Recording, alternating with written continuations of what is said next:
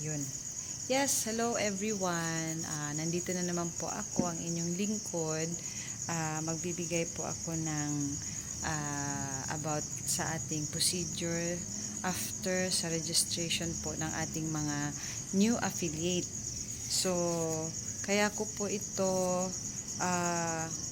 ini-implement kasi po hindi po kasi natin nasusunod yung dapat gawin natin as sponsor, kasi ang sponsor po tayo po yung nag-enroll, tayo po yung kumuha ng bagong affiliate na para i-enroll dito sa For Life. So ngayon, ang dapat natin gawin, kung anong dapat natin gawin ay dapat ma-implement natin para masunod natin yung tamang procedure na magkaroon tayo ng resulta. Minsan kasi hindi tayo nagkakaroon ng resulta dahil sa kulang po yun tayo sa ating, kulang po ang ating ginagawa as leader. Kasi pag once meron kang tao na nakuha mo, considered kasi na magiging leader ka niya. Dahil ikaw yung sponsor niya, ikaw yung maaring mag-guide sa kanya. So kaya ako ginawa itong procedure, actually itong procedure na ito, minention at tinuro ito ni Sir Jeff Altivers, na very simple lang, na easy to follow naman din, hindi siya mahirap. The only thing na mahirap siya kapag hindi mo siya ginagawa or labag sa kalooban mo ang gawin mo as sponsor ka sa bago mong affiliate. So, responsibility po natin sila na pag once nagpapasok tayo ng ating affiliate, kailangan turuan natin ano ang first step nilang gagawin. Ang importante, hindi ka nagkulang doon. Kung hindi man sila mag-cooperate, so hindi na natin kasalanan yon. Pero, kailangan din natin i-explain sa kanila bakit kailangan nilang gawin yon para kung ang purpose nila is just to try the product, okay lang yan, walang problema. Pero still, kailangan pa rin natin silang turuan kung anong dapat nilang gagawin, kasi the moment na maganda masyado ang effect sa kanila at may mga tao talaga magtatanong, ano sekreto mo, ano parang iba ang aura mo ngayon, magandang aura mo ngayon. So, syempre kailangan kumbaga kahit na hindi sila prepared sa negosyo, pero anytime na merong papasok sa kanila at ready na dati yung kanilang tools, especially sa online or especially yung saan ilalagay ngayon yung commission kung wala silang BPI, 'di ba? So, yun po ang ibig sabihin ni Sir Jeff, na kailangan meron tayong ginagawa as leader. Paano natin sila i-guide? Okay? So, the first po na sinabi ko doon sa aking sinend na mga procedures na naka-message lang siya. Wala pa po akong ginawang katulad nito sa ginagawa ko ngayon, na mas nag-follow through po ako ng instruction regarding sa dapat natin gagawin. So, yung procedure, what to do after the registration of the new affiliate or new enrollees is number 1, kailangan mag-request po tayo ng BPI endorsement letter at saka BTAF na i-attach nila sa pagpadala ng mga products na binili ng mga bagong enrollees. Like for example, meron akong nakuhang bagong in-enroll. Okay? So, yung bago ko yung in-enroll, kung halimbawa na-serve ko siya ng product sa akin galing. So, ikaw mismo, inform mo ang For Life Philippines or sa center na kung pwede, i-attach siya ng bagong endorsement letter at saka BTAF, ng BPI endorsement letter at saka BTAF, para po pagdating sa product na may naka-attach na documents para pang-open ng BPI niya, meron na siyang endorsement letter dati. At saka yung BTAF ay attach po talaga yan doon sa endorsement letter. Kasi pag meron na silang BPI account number, yung BTAF po ay isasubmit yan sa For Life Philippines. So, through messenger ba or through email. So, yun po ang ating first na responsibility sa ating bagong mga affiliates or new enrollees. So, sa mga new enrollees, syempre, kailangan ipaalam natin sa kanila na meron tayong ganitong procedure. At number 2, dapat pag meron na silang ID number, kasi pag na-register na sila, kahit hindi pa ho dumating yung mga products, pero pag once na meron na siyang binili at may resibo na siya, automatic po yan, meron na po siyang ID number. So yung ID number na yan, pag meron na yan, kailangan na po, pwede na po sila kaagad-agad mag-download ng 4Life app. Kasi yung 4Life app, dyan po naka-base yung ating mga black and white result ng ating business. Kasi kung meron kang pinasok at meron kang app, makikita mo yung activities mo na meron kang naging registration, na bago, meron kang may bumili sa my shop mo, makikita mo kasi lahat sa app. And then after ang kailangan sa app na gagawin is turuan sila paano i-familiarize yung app 4Life app. So saan sila banda o order, kung halimbawa mag-order sila ng repeat purchase na online, kasi dyan po lahat pwedeng gawin ang pag-process. Kung gusto nyo online process lahat, like for example loyalty, they can do loyalty through dashboard. Okay, yun lang para sa akin kasi medyo hindi friendly user pagdating sa loyalty ang dashboard natin. So I used to send na lang ng message sa center, sa Davao 4Life Center, na ito yung mga orderin ko, magta-transfer fund lang ako. Pero if I will do repeat purchase, okay, so gumagamit ako talaga din ng dashboard para at least alam ko i-operate yan. Mabilis lang naman at madali lang ma-operate ang dashboard pagdating sa repeat purchase or even registration ng inyong makukuhang bagong affiliate. Pwede ninyong i-process yung registration, pero kailangan pa rin po ng black and white ng preferred customer form at saka distributor application form. Kailangan yon kasi kailangan masubmit yon para po may black and white kayo at ma-considered siya na para sa loyalty program. Okay? So yan, kailangan i-check yung document ng distributor application, distributor application na i-check yung para doon sa may loyalty. Okay?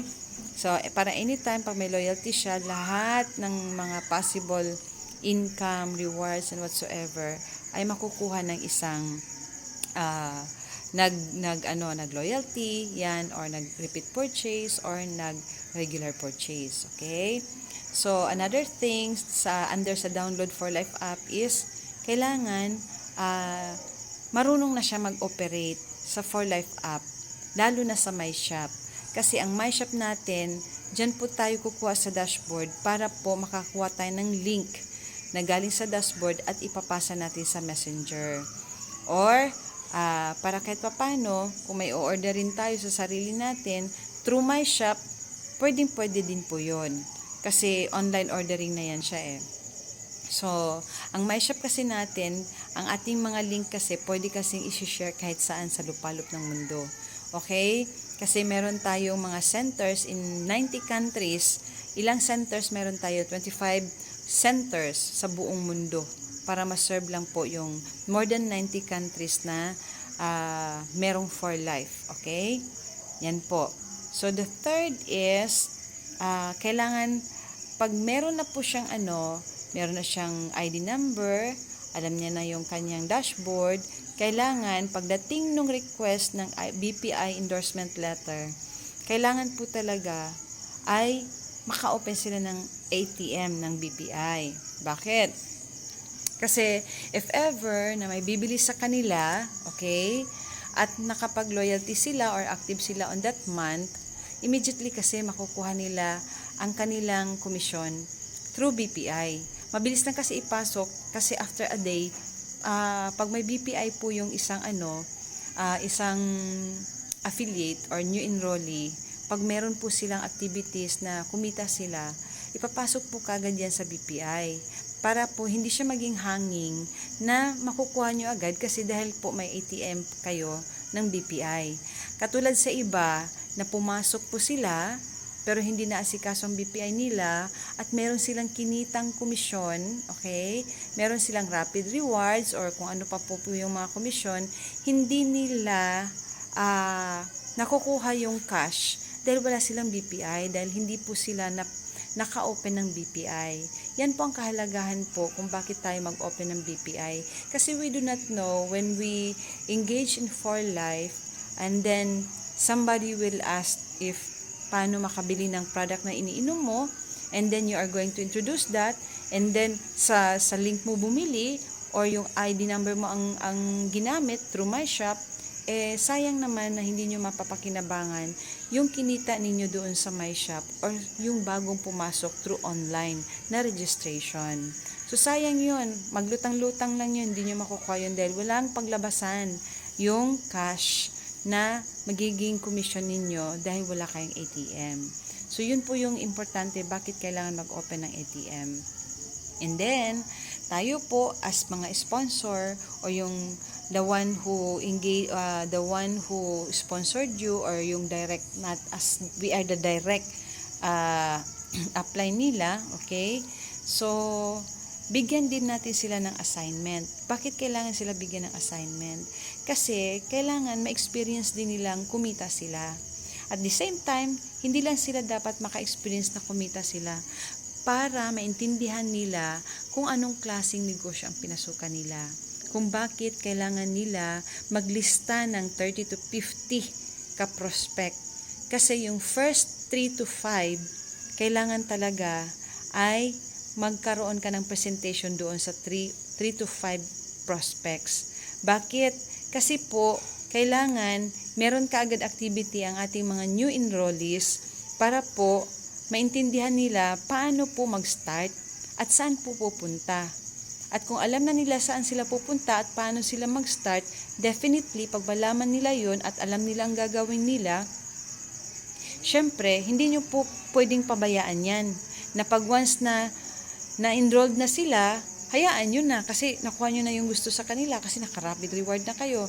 Hindi po ganun.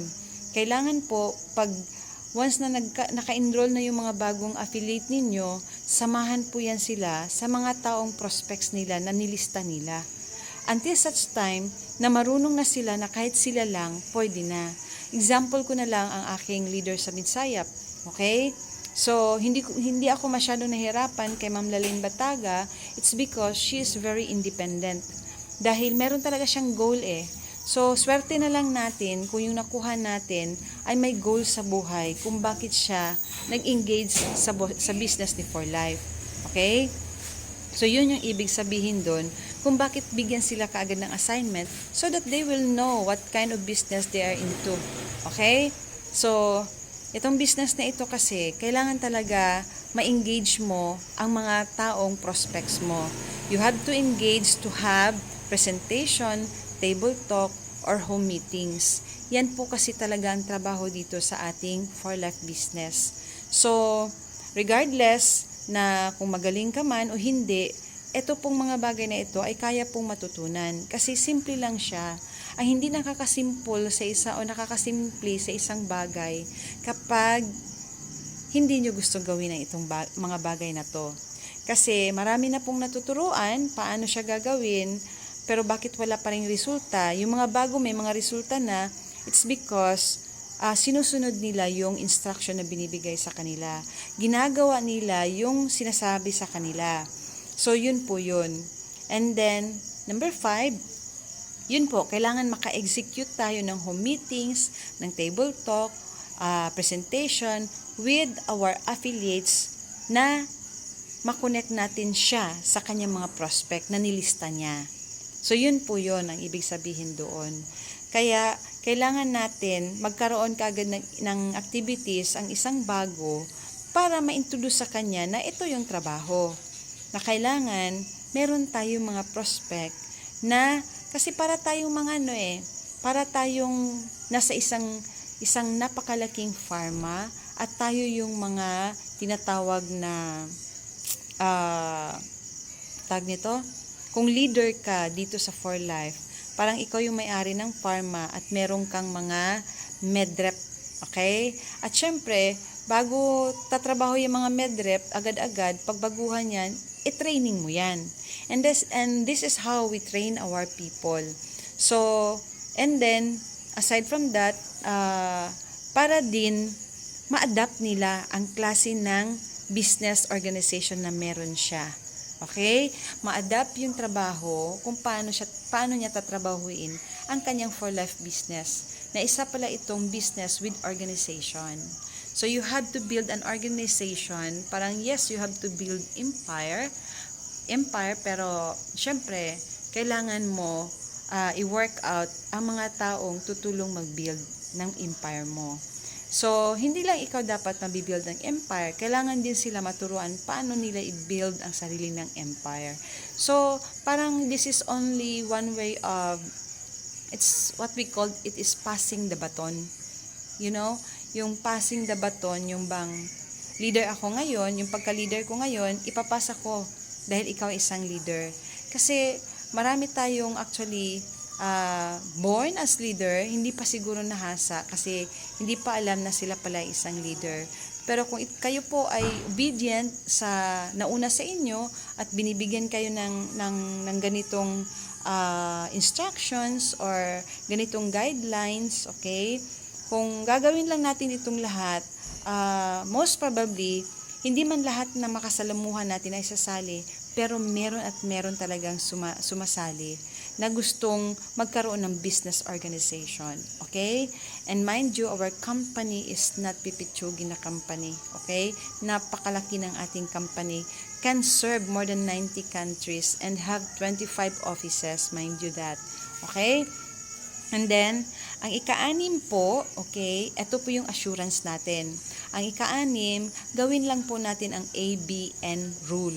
Actually, mayroon tayong ABC rule. Okay, ang ABC rule is, ikaw yung advisor, kasama ng iyong bridge na isang affiliate, at yung C po ay customer. So, pwede rin po yan siyang maa-apply. Ito na po, maa-apply po ang ABC rules doon po sa number 5. Okay?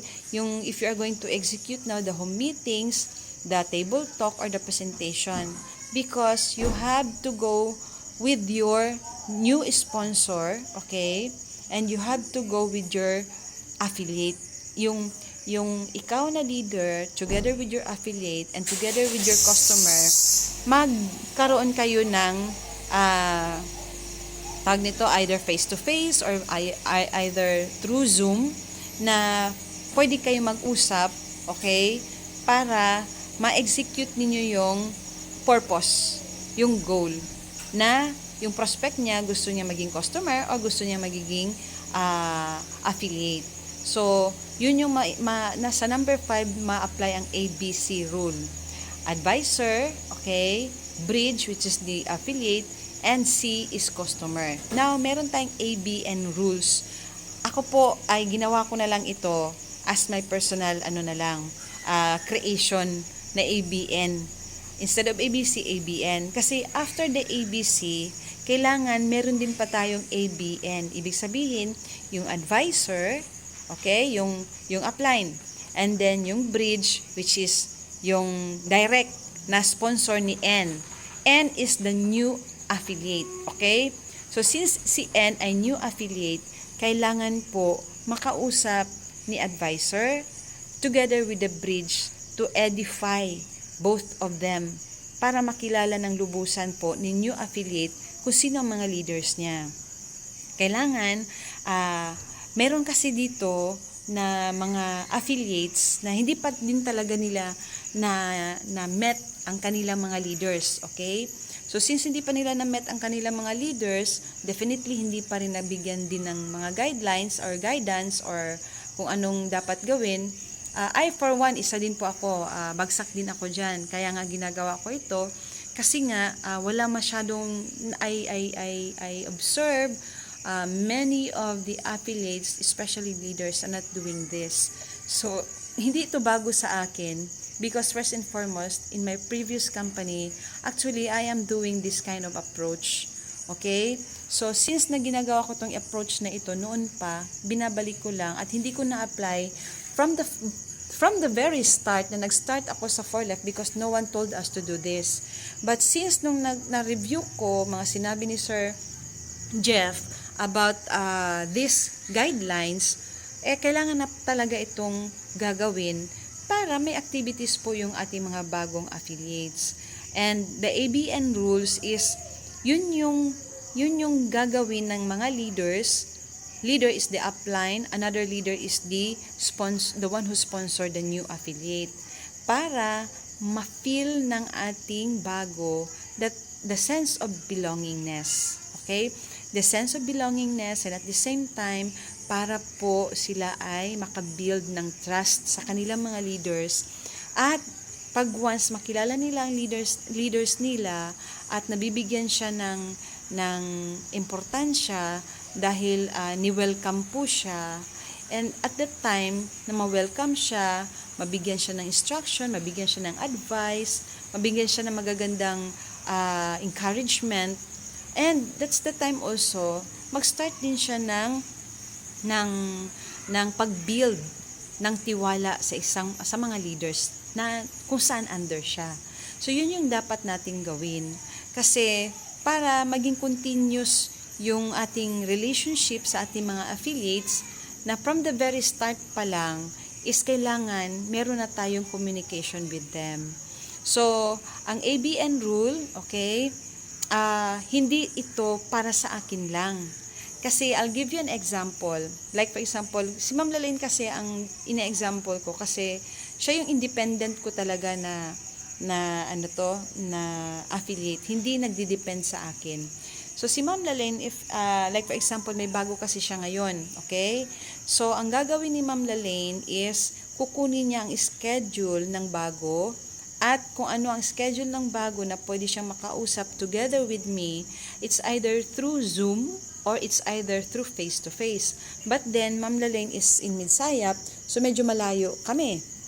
So, ang mangyayari dyan is, through Zoom kami mag-uusap, together with the new affiliate, okay? Ang gagawin lang po is, kailangan i-edify ako una. I-edify, ibig sabihin, para bang kailangan ma-explain mo sa bagong affiliate na siya po ang ating leader, siya po ang makakatulong sa atin at makakatulong din sa iyo. Parang, kumbaga, bigyan mo siya ng assurance na yung taong kausap niya ngayon na in-edify ay meron palang kakayanan sa ganito, meron kakayanan sa ganyan, para maka-feel siya ng trust na, uy, sige, para at least makatulong pala itong leader na to. So ngayon, ako naman, as leader, i-edify ko din si Bridge, which is si Ma'am Lalaine. Sasabihin ko rin sa kanyang bagong affiliate na, alam mo, ang swerte-swerte mo dyan sa leader na si Ma'am Lalaine, na siya ang sponsor mo. Kasi very independent yan, at tuturuan ka niya sa mga lahat na natutunan niya sa akin. Para kahit papano, yung mga maririnig ng ating bagong affiliate, magkaroon siya ng courage na gagawa siya sa lahat ng mga instruction na ibibigay sa kanya, kasi nga meron tayong assurance na tutulungan siya. But that assurance will not stay forever, na tutulungan siya hanggang sa hanggang. Kailangan mag-grow din yung ating tinuturuan at ang ating ginaguide, kasi hindi maglaon, magiging leader din siya. Kaya nga, I am calling this passing of baton. Kasi kailangan natin ipapass yung learnings natin from our leaders to pass it to a new or another leader na kung saan connected sa akin. At yung connected sa akin ay magkaroon siya ng connection sa kanyang mga tao, at yung connection sa kanya ay magkakaroon ng connection din sa tao niya hanggang sa baba. So yun po yun. Na-imagine ko kasi na meron akong so kaya nandito ako sa gilid nakatingin. So yun po yun siya. Kasi po kailangan natin yung parang kumbagang ginagawa natin dito is domino effect. Okay, domino effect, na kung ano yung ginagawa sa taas, ano yung pinapagawa, okay? Kung ginagawa natin yun, talagang tatakbo yun. Okay? Tatakbo yun, papalo yun. So, sa mga wala pang resulta, okay, hindi naman siguro ako nagkulang sa inyo.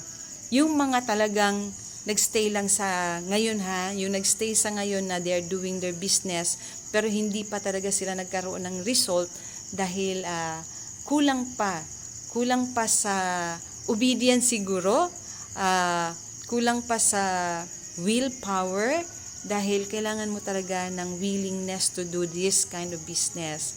Yun namang nandito, pero hindi na sila naging affiliate, natanggal na sila, maybe because they are just user or they just wanted to try the products. So, okay lang naman yun, pero if you're willing to try it again, why not? Kasi I'm so glad and I'm so thankful na pwede nyong itatry, and try nyo lang po ako kasi sa palagay ko naman hindi magkakaroon na magandang result yung iba kong leaders na kumita. It's because they followed me. They accept that they have to follow those who are nauna sa kanila. At since nauna ako, syempre hindi ako yung klaseng leader na hindi po nag-aantay ng command sa taas. Kung kaya ko naman command lang din gawin, bakit naman hindi, 'di ba? So yun lang po ang masasabi ko, kasi kailangan natin itong i-implement, kasi pag once na na-implement ito at ginagawa po talaga natin, maliban na lang po sa mga affiliate na their purpose is only to take the product and no more no less, but there are affiliates wanted to do the business, and mga business minded, talagang buhay-buhay nila ito, most probably sila po yung susunod. Pero sa mga magti-take lang, hindi nyo rin ma-preempt yan, kasi baka mamaya yung gusto lang ng product, pero pag once na tinatanong na sila at gustong bumili sa kanila, tendency mapipilitan niyang gagawa ng negosyo. So yun lang po, sana po makatulong po itong aking further explanation regarding this procedure for our new enrollees, for our new affiliates. So we should do this, kasi the moment nakakausapin na sila ng face-to-face or through Zoom, i-roll out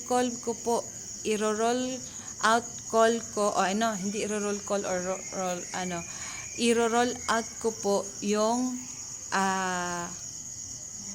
ginawa, or kung ginawa nyo ba or na-execute nyo ba yung paghingi ng BPI enrollment at saka BTAP sa center or sa office ng 4Life, at i-roll out ko kung pinagawa or pinapa-download nyo pa ba sila po ba kaagad sila ng 4Life app, okay, at naturuan nyo na sa 4Life app, at naka-operate na ba sila sa 4Life app, okay, and then i-roll out ko din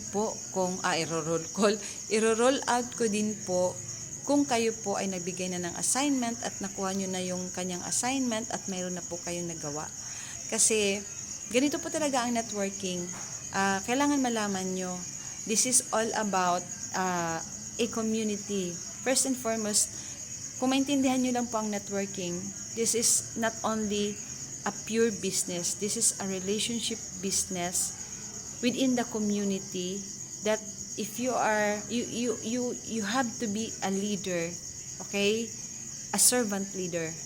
So serbisyo po ang nandito, and relationship, para po yung tao na na-attach sa team mo, we can create good relationship to them, and they will work really hard for us. So yun po yun. So pasalamat po ako sa mga affiliate na still active, still tawag nito,